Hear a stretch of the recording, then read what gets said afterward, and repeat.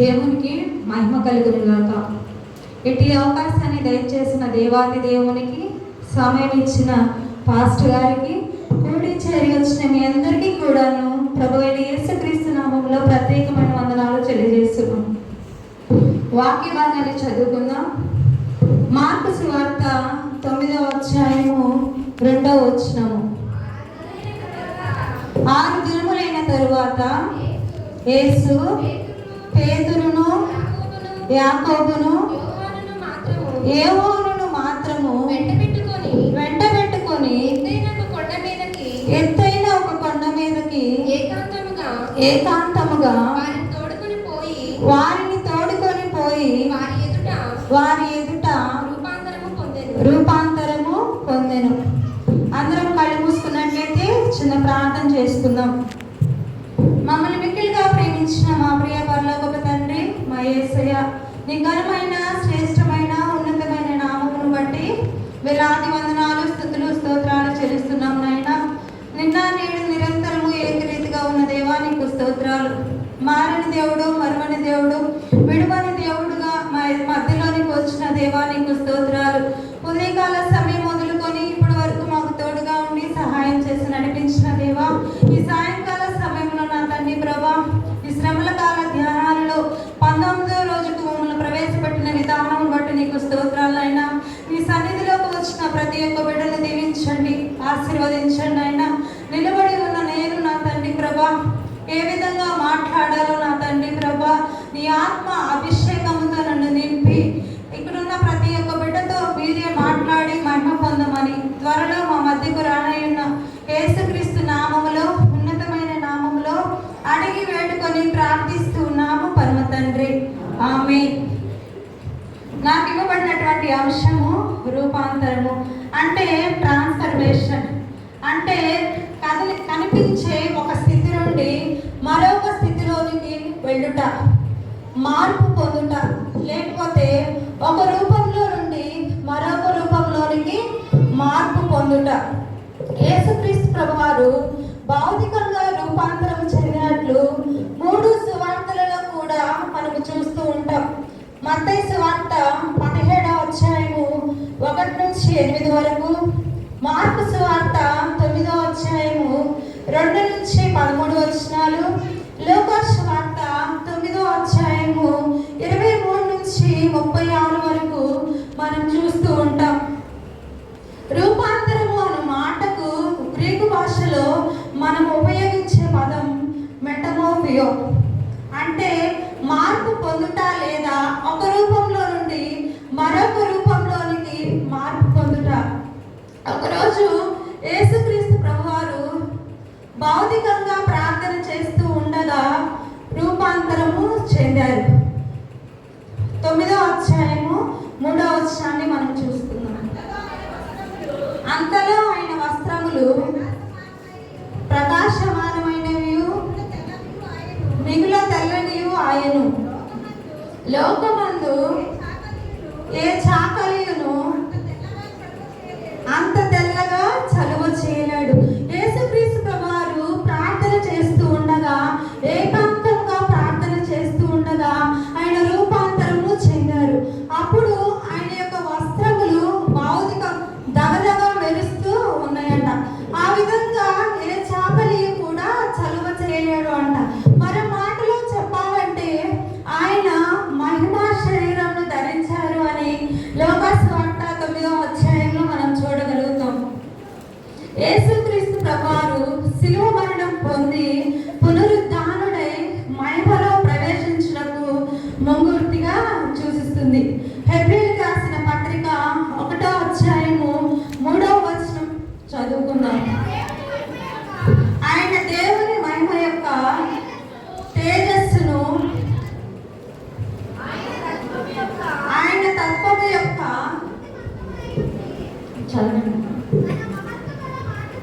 తన మహత్తు గల మాట చేత సమస్తమును నిర్వహించుచు పాపముల విషయములలో శుద్ధీకరణము తానే చేసి దేవదూతల కంటే ఎంత శ్రేష్టమైన నామము పొందెనో వారి కంటే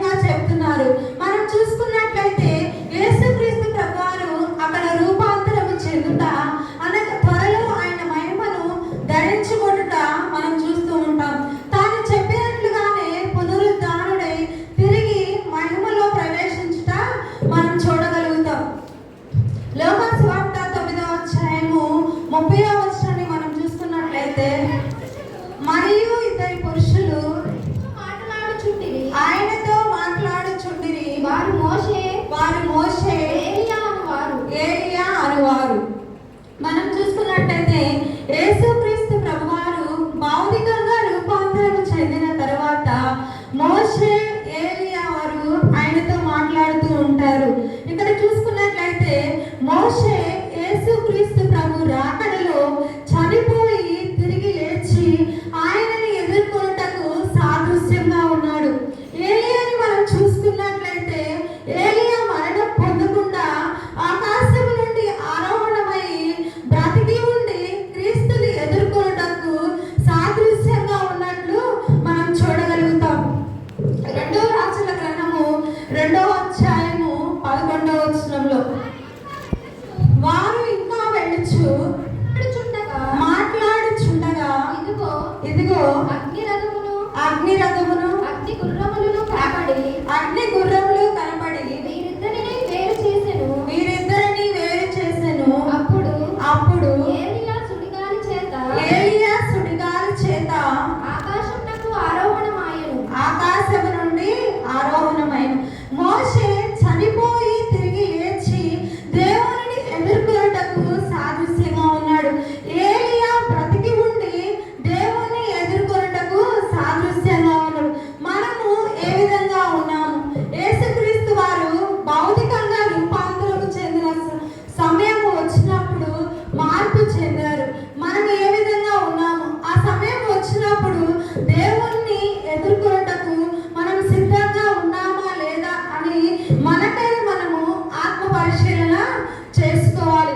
యేసుక్రీస్తు ప్రభువారు ఆ యొక్క సమయం వచ్చినప్పుడు ఏ విధంగా అయితే భౌతికంగా రూపాంతరం చెందారో అదే విధంగా మనము కూడా భౌతికంగా రూపాంతరం చెంది ఆయన యొక్క మహిమను ధరించుకొని ఆయనని ఎదుర్కొనుటకు సాదృశ్యంగా మనము ఉండాలి అని కొలస్సీలకు రాసిన పత్రిక 3వ అధ్యాయము 4వ వచనంలో మొదటి యోహాను రాసిన పత్రిక 3వ అధ్యాయము 2వ వచనంలో, రోమా పత్రిక 8వ అధ్యాయము 17వ వచనంలో మనం చూస్తూ ఉంటాం. పౌలు గారు ఇలా అంటారు కదా, మొదటి కొరింథీయులకు రాసిన పత్రిక 15వ అధ్యాయము 51, 52 వచనాల్లో, ఇదిగో నేను ఒక మర్మము తెలియజెప్పుచున్నాను, మనమందరము నిద్రించము కానీ నిమిషములో ఒక రెప్పపాటున కడబూర మ్రోగగానే మనమందరము మార్పు పొందుదము.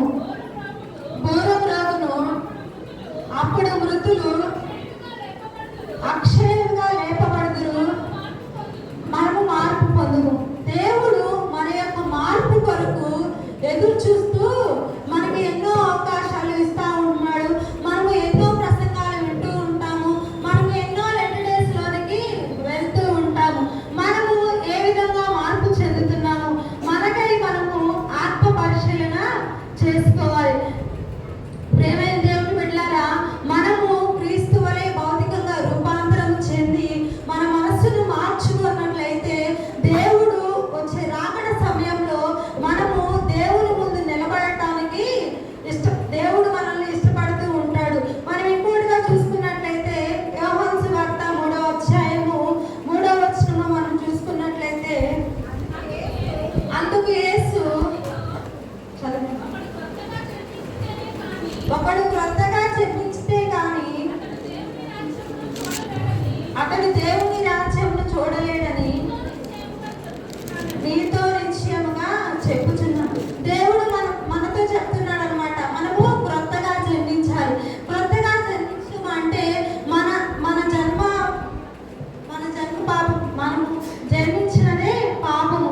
తల్లి గర్భంలో మనం పిండముగా ఉండగానే దేవుడు తన యొక్క కనులతో మనము చూసి మనల్ని శరీర రూపంలోనికి మార్చారు. దావీదు భక్తుడు అంటాడు కదా, 51వ కీర్తన 5వ వచనంలో, నేను పాపములో పుట్టిన వాడను, పాపములోనే నా తల్లి నన్ను గర్భమును ధరించును.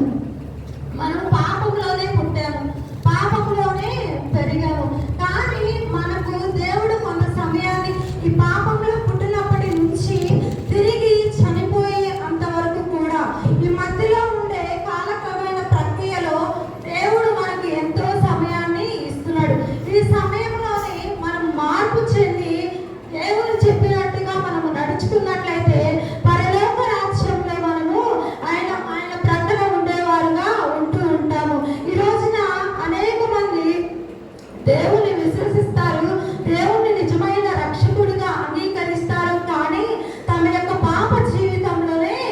ఉంటూ ఉంటారన్నమాట. దేవుడిని విశ్వసించక ముందు ఏ విధంగా అయితే ఉన్నారో విశ్వసించిన తరువాత కూడా అదే విధంగా ఉన్నట్లు లేఖన భాగాలు సెలవిస్తూ ఉంటాయన్నమాట.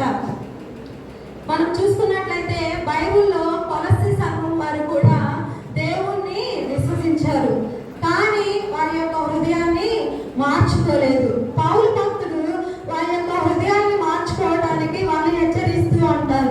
ఇప్పటికైనా మీ హృదయాలను మార్చుకొని నూతన పరచబడాలి అని కొలస్సీలకు రాసిన పత్రిక 3వ అధ్యాయము 4వ అధ్యాయంలో తెలియజేస్తూ ఉంటారన్నమాట. మనం చూసుకున్నట్లయితే ఈ వాక్యము వింటున్న నువ్వు నేను మనమందరము కూడా దేవుణ్ణి విశ్వసించినప్పటికీ కూడా నిజమైన రక్షకుడిగా అంగీకరించి మన యొక్క మనస్సును మన యొక్క హృదయాలను మార్చుకొని దేవుని తట్టు తిరిగినట్లయితే దేవుడు నిన్ను నన్ను కూడా చేర్చుకోవడానికి సిద్ధంగా ఉన్నాడు. దేవుడు మన యొక్క అవకాశాన్ని మనకి ఇస్తూ ఉన్నాడు. ఇప్పటికైనా సరే మన మనసును మార్చుకొని మన హృదయంను మార్చుకొని దేవుని వైపు తిరిగినట్లయితే ఆయన యొక్క రక్షణలో మనం నిలబడగలుగుతాం. ఇంకొకటిగా చూసుకున్నట్లయితే నువ్వు నేను మనం అందరము కూడా దేవుని చెప్పిన మాటలను అంగీకరిస్తూ దేవుని వెంట ఉండి నడుస్తూ మునుపటి వాటన్నిటిని కూడా విసర్జించి రూపాంతరము చెందాలి. యేసుక్రీస్తు ప్రభు వారి వలె భౌతికంగా రూపాంతరం చెందాలి. ఒకవేళ యేసుక్రీస్తు ప్రభు వారిని మనము మన హృదయాలతో దేవుణ్ణి అడగగలిగితే దేవుడు మన మనసును మార్చడానికి సిద్ధంగా ఉన్నాడు. పరిశుద్ధాత్మ దేవుని యొక్క సహాయము మనము దేవునికి పరిశుద్ధాత్మ సహాయము మనం దేవుని అడగడానికి సిద్ధపాటు కలిగి ఉంటే ఆ పరిశుద్ధాత్మ సహాయము దేవుడు మనకి ఇవ్వడానికి సిద్ధంగా ఉన్నాడు. లూకాసు వార్త 10వ అధ్యాయము 13వ వచనంలో మనం చూడగలము. చదవండి.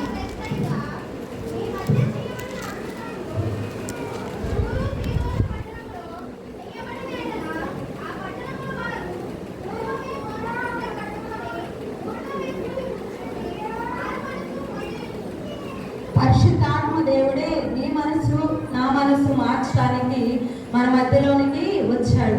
అది నువ్వు నేను గ్రహించుకొని మన మనసులను మార్చుకొని ప్రభు తట్టు తిరిగి రూపాంతరము చెందినట్లయితే పరలోక రాజ్యానికి మనం వారసులవుతాం. ఆదాము గారి నుండి పుట్టిన పాపము మరియు ఆదాము గారి నుండి వచ్చిన పాపము అదే ఒకటి అని మన పరిశుద్ధాత్మ దేవునితో పరలోక రాజ్యంలోనికి ప్రవేశించడానికి ఆ మధ్య జరుగుతున్నటువంటి ప్రాసెస్ లో మనము మన హృదయాన్ని మార్చుకోవాలి. మన యొక్క హృదయాన్ని మార్చుకొని మనం రూపాంతరము చెందినట్లయితే దేవుడు మనల్ని చేర్చుకోవడానికి సిద్ధంగా ఉన్నాడు. మనం చూసుకున్నట్లయితే ఈ రూపాంతరము చెందకుండా కొన్ని అవరోధాలు మనకు వస్తూ ఉంటాయి. మనము దేవుల్లో ఉన్నప్పుడు మనకు శ్రమలు వస్తూనే ఉంటాయి. ఆ శ్రమలలో కూడా మనము దేవుని వైపు చూస్తూ దేవునికి మొరపెడుతూ ఉంటే ఆ శ్రమలలో కూడా దేవుడు మనకి విజయాన్ని కలుగజేస్తాడు. మనం అవరోధాలు ఏంటి అంటే సాంప్రదాయాలు. మొదటిగా మనం చూసుకున్నట్లయితే సాంప్రదాయాలు 2 పరిస్థితులు 3 పాపం. సాంప్రదాయాలు అంటే పూర్వము మొదలుకొని సాంప్రదాయాలు కట్టుబాట్లు ఉన్నది మనం పెట్టుకున్నవే కానీ దేవుడు పెట్టలేదు. ఈ సాంప్రదాయాలు కట్టుబాట్ల వల్ల మనం రూపాంతరము చెందకుండా పాపములో పడిపోతూ సాంప్రదాయాలని కట్టుబాట్లని పాటిస్తూ మనం దేవుణ్ణి పక్కన పెట్టినట్టుగా మనం చూస్తూ ఉంటాం. పేతురు రాసిన మొదటి పత్రిక 1వ అధ్యాయము 3వ వచనంలో మనం చూడగలం.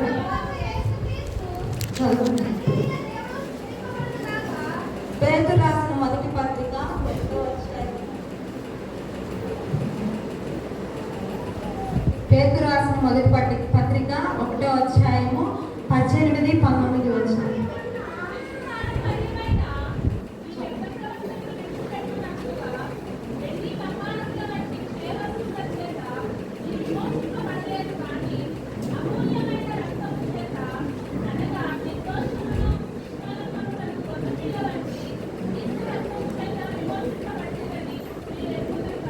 ఈ పితృపాలయ పరంగా వస్తున్న ఆచారాలను విడిచిపెట్టి దేవుణ్ణి వెంబడించినట్లయితే మనము రూపాంతరము చెందగలుగుతాం. ఇంకొకటిగా చూసుకుంటే పరిస్థితుల ప్రభావం వల్ల కూడా మనము రూపాంతరము చెందకుండా, దేవునిలో మార్పు చెందకుండా వెనక్కి వెళుతూ ఉంటాము. మన పరిస్థితులను బట్టి, మన శ్రమలను బట్టి మనకు ఒక్కొక్కసారి మనకి ఎన్నో శ్రమలు వస్తూ ఉంటాయి, ఎన్నో బాధలు వస్తూ ఉంటాయి. ఆ బాధలు, ఆ శ్రమలు చూసి మనము వెనక్కి వెళ్ళిపోతూ ఉంటాం. నేను దేవుణ్ణి నమ్మాను కదా, దేవుడు నాకు ఎందుకు ఇన్ని శ్రమలు పెడుతున్నానంటే, నువ్వు దేవుడిలో ఉన్నావు కాబట్టే అందుకే నీకు ఈ శ్రమల్లో ఉన్నప్పుడు ఎప్పుడైతే శ్రమలు మనకు వస్తాయో, ఆ శ్రమల్లో మనం ఎప్పుడైతే గట్టిగా నిలబడి దేవుణ్ణి వెంబడిస్తామో దేవుడు మనల్ని చూసి సంతోషపడతాడంట. మనము రక్షణ పొందుకుంటాము, కానీ ఆ యొక్క శ్రమలు, వేదనలు, బాధలు వచ్చినప్పుడు వెనకకి వెళ్ళిపోతూ ఉంటాం. అటువంటి పరిస్థితుల్లో కూడా, ఎటువంటి పరిస్థితులు మనకు వచ్చినప్పటికీ కూడా మనము దేవునిలో నిలబడితే, దేవునిలో నిలబడి వస్తున్న ప్రతి శ్రమలన్నిటినీ కూడా ఎదుర్కొన్న వాళ్ళలాగా ఉంటే దేవుడు మనల్ని చూసి సంతోషపడతాడు. మనము బారిలో ఉన్నాం కదా, తాగుబోతులు, సినిమాలు చూస్తూ ఉంటాం కదా, సినిమాలో హీరోలాగా ఉండాలి. దేవుని సన్నిధిలో ఉన్నప్పుడు భక్తుల్లాగా ఉంటున్నాము అంటే అది పాపమే. ఆ విధంగా మనం ఉండకూడదు. మనము ఆ రీతిగా ఉండాలని దేవుడు మట్టి నుండి తీసి తన స్వరూపమందు మనల్ని ఏర్పాటు చేసుకున్నాడు కాబట్టి అటు రీతిగా మనం ఉండకూడదు. అటు రీతిగా ఉన్నట్లయితే మనము దేవుణ్ణి విసర్జించినట్లయితే, దేవుడు మనల్ని సృష్టించినందుకు బాధపడకూడదు, కానీ నా కుమార్తె, నా కుమారుడా అని ప్రేమగా మనల్ని దగ్గరికి స్వీకరించే విధంగా మనం ఉండాలి. పాపము, మనం చేసే ప్రతిదీ కూడా పాపము. ఆదాము మొదలుకొని మనం పుట్టిన దగ్గర నుంచి ప్రతిదీ కూడా పాపము. ఆ పాపపు స్థితిలో నుంచి పరిశుద్ధ జీవితంలోనికి మనం రావాలి అంటే రూపాంతరము చెందాలి. అది ఏ విధంగా చెందాలి అంటే, ప్రభువైన యేసుక్రీస్తు వారే సెలవిస్తున్నారు కదా, నీకు ఆ సహాయము కావాలి అంటే, ఆ పరిశుద్ధ సహాయము నీకు కావాలి అంటే నేను ఇస్తాను, నన్ను అడుగు అని ప్రభువైన యేసుక్రీస్తు వారే సెలవిస్తున్నారు. కానీ మనం అటు రీతిగా ఉండకుండా దేవునికి కోపము పుట్టించే విధముగా మనం ఉంటూ ఉన్నాము. ఇప్పటికైనా మనం గ్రహించుకొని మారు మనసు పొంది, పశ్చాత్తాపము కలిగి, రక్షణను పొంది, దేవుడు మనల్ని తన కుమార్తె, కుమారుడుగా స్వీకరించే విధముగా నువ్వు, నేను కూడా, మనం అందరం కూడా ఉండాలని తెలియజేస్తున్నాను. పరిస్థితులను బట్టి మనం మారకూడదు, మన బట్టే పరిస్థితులు మార్చబడాలి. ఉదాహరణకు మనం చూసుకున్నట్లయితే షడ్రక్, మేషక్, అబేద్నెగోలు, వాళ్ళకి ఎన్ని వచ్చినా కూడా మన దేవుడిని ఆశ్రయించారు. నా దేవుడు ఏదైనా చేయగలడు అని అగ్నిగుండంలో పడవేసినా కూడా ధైర్యముగా దేవుని యందు నమ్మిక ఉంచి అగ్నిగుండంలో నుండి బయటకు రాబడ్డారు. దానియేలు గారిని మనం చూసుకున్నట్లయితే సింహాల గుహలో పడేశారు. సింహాల గుహలో పడేసినప్పుడు మనం ఒక సింహం కాదు కదా, ఒక కుక్కను చూస్తేనే భయపడతాం. ఒక కుక్క మన ఎమ్మటి వస్తుంది అంటే అదేం చేసిందా అని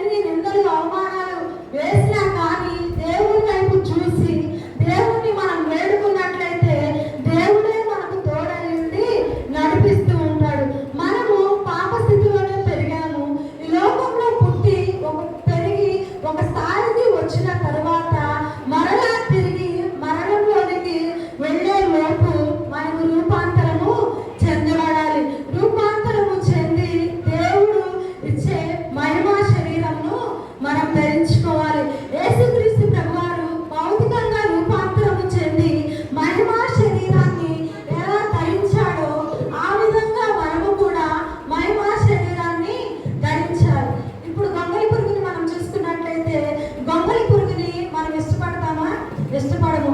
అది సీతాకోక చిలుకగా మారినప్పుడు దానిని మనం ఎంతో ఇష్టంగా చూస్తూ ఉంటాము.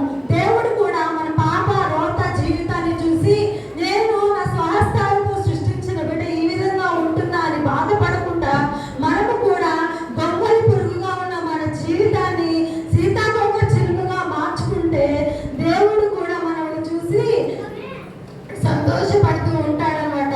మనం చూసుకున్నట్లయితే నికోదేము కూడా ఆ విధంగానే ఉంటాడనమాట. యోహాను సువార్త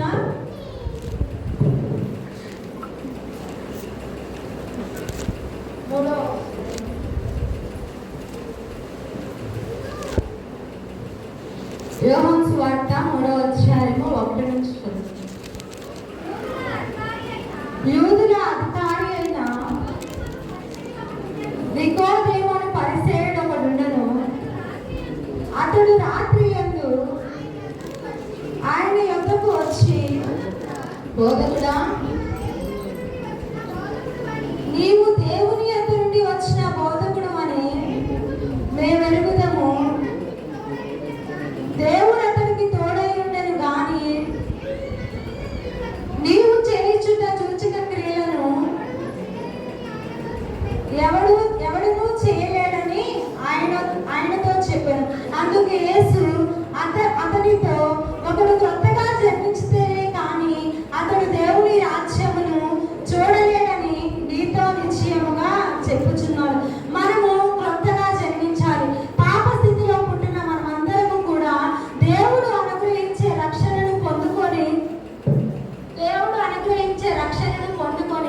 కొత్తగా జన్మించినట్లయితే దేవుడు నిన్ను నన్ను కూడా సేకరించడానికి సిద్ధంగా ఉన్నాడు. మరి మనము ఏ విధంగా ఉన్నాము? దేవుడు అనుగ్రహించే రక్షణను మనం పొందుకొని దేవుడి యొక్క కుడి పార్శ్వమున కూర్చునే వారుగా ఉన్నామా? లేకపోతే దేవుడితో నడవకుండా ఈ లోకంలో ఉంటూ ఈ లోకాశయంలో పడి జీవిస్తూ నిత్య నరకాగ్నిలోనికి మనం వెళ్తామా అనేది మనకై మనము ఆత్మ పరిశీలన చేసుకోవాలి. రోమీయులకు రాసిన పత్రిక 12వ అధ్యాయము 2వ వచనం, ఈ లోక మర్యాదను అనుసరింపక ఉత్తమమును అనుకూలమును సంపూర్ణమైన దేవుని చిత్తమేదో పరీక్షించి తెలుసుకున్నట్లు మీ మనసు మారి నూతన మగుట వలన రూపాంతరము పొందుడి. ఈ లోక మర్యాదలను మనము విడిచిపెట్టాలి. ఈ లోక మర్యాదలను మనం విడిచిపెట్టి ఆయన అనుగ్రహించే ఉత్తమమును వాటిని అనుసరించు నడుచుకున్నట్లయితే మన మనసు రూపాంతరము చెందబడుతుంది.